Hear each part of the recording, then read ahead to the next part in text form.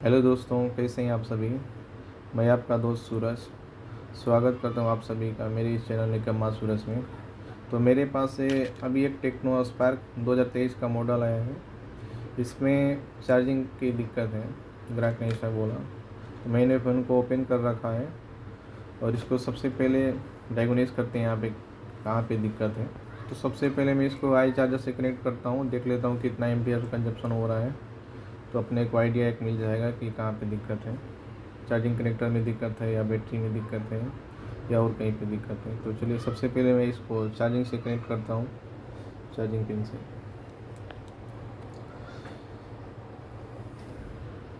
अभी मैं इसको चार्जिंग केबल से कनेक्ट कर दिया है और आई चार्जर में स्मार्ट चार्जर में चेक कर लेते हैं। अभी यहाँ पे 0 एम्पियर ले रहा है, मतलब एक भी एम्पियर नहीं ले रहा है। एक बार केबल को उल्टा करके लगाते हैं, क्योंकि कैसा कैसा होता है, कभी कभी किसी मॉडल में किसी टाइप जैक में ऐसा प्रॉब्लम होता है कि एक साइड का कम करो, एक साइड का नहीं कम करो, शायद ही कभी कभी होता है। फिर भी हम एक बार चेक कर लेते हैं इसको पलटी करके।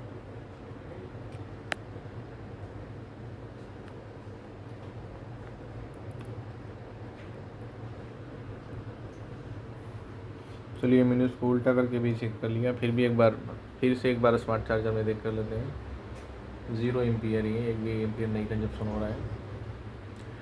तो सबसे पहला हम सब यही फॉल्ट मानते हैं कि चार्जिंग पिन का दिक्कत होता है। तो चार्जिंग पिन ओके है कि नहीं, इसको जानने के लिए इसका जो सब बोर्ड है यहाँ पे जो कनेक्टर दिया हुआ है, तो यहाँ जो हम चार्जिंग कनेक्ट करते हैं तो 5 वोल्टेज यहाँ पे आना चाहिए। अगर नहीं आएगा तो हम कंफर्म मान लेंगे कि चार्जिंग पिन में दिक्कत है। तो यहाँ पे 5 वोल्टेज चेक कर लेते हैं हम। तो चलिए मैं आपका मल्टीमीटर में आपको दिखा देता हूँ कि कितना बोर्ड यहाँ पे वोल्टेज आ रहे हैं कि नहीं।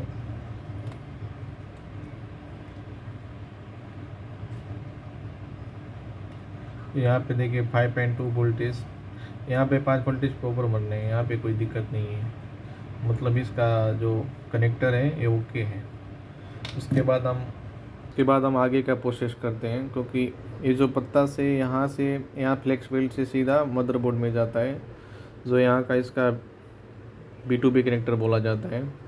तो कभी फ्लेक्स बेल्ट में भी दिक्कत होता है, बहुत कम ही चांस होता है, फिर भी यहाँ पे चेक कर लेते हैं फ्लेक्स बेल्ट ओके है कि नहीं। तो इसको जानने के लिए यहाँ से हम इसको कनेक्ट कर देते हैं। उसके बाद हम ऊपर देख लेंगे 5 वोल्टेज आ रहे हैं कि नहीं। अगर ये पत्ता पे 5 वोल्टेज आ गया तो आपको ये कंफर्म हो जाएगा कि पत्ता भी ओके है, क्योंकि कोई भी चीज़ स्टेप बाई स्टेप फॉलो करेंगे तो ही हमको फॉल्ट पता चलेगा, ना तुक्का लगा के काम अपने को नहीं करना है। मैं इसका पत्ता भी चेक कर रहा हूँ, आपको मल्टीमीटर में दिखेगा पत्ता ओके है कि नहीं। चलिए 5.2 वोल्टेज यहाँ पे भी बन रहे हैं, मतलब इसका जो फ्लेक्स बेल्ट है ये भी ओके है।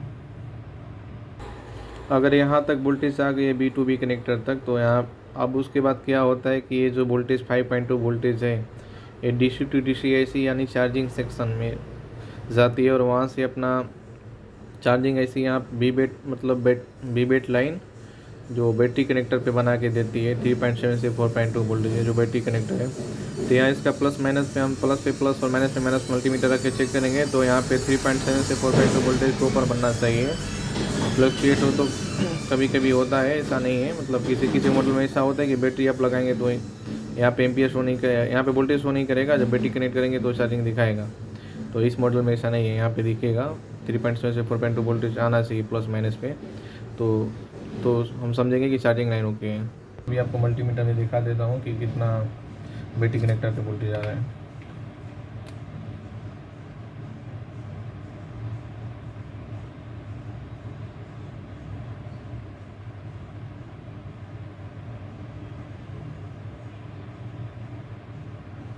यहाँ पे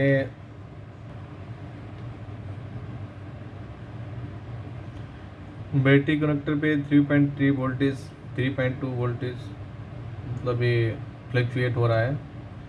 तो हमको कंफर्म हो गया कि चार्जिंग सेक्शन में ही दिक्कत है मदरबोर्ड में। तो एक बार इसका पतरा हटा के हम एक बार चेक कर लेंगे, इसका पतरा हटा के एक बार हम चेक कर लेंगे कि कोई रजिस्टर का वैल्यू तो कम नहीं हो गया या कोई कंपोनेंट तो शॉर्ट नहीं हो गया। शॉर्ट सर्किट नहीं होना चाहिए, मतलब उसका रजिस्टर का वैल्यू भी कम हो जाता है तो ऐसा दिक्कत आता है, क्योंकि चार्जिंग सेक्शन में रजिस्टर, डायोड और कैपेसिटर लगे होते हैं। तो इसका पतरा उठाने के बाद कंफर्म तो पिन हमको फाइंड आउट कर पाएंगे कि कहाँ पे दिक्कत है। वो मैं इसका नेक्स्ट वीडियो बनाऊंगा। तभी तक के लिए इसको समाप्त करते हैं। यहाँ तक आपको समझ में आया कि नहीं, आप कमेंट करके बताइएगा।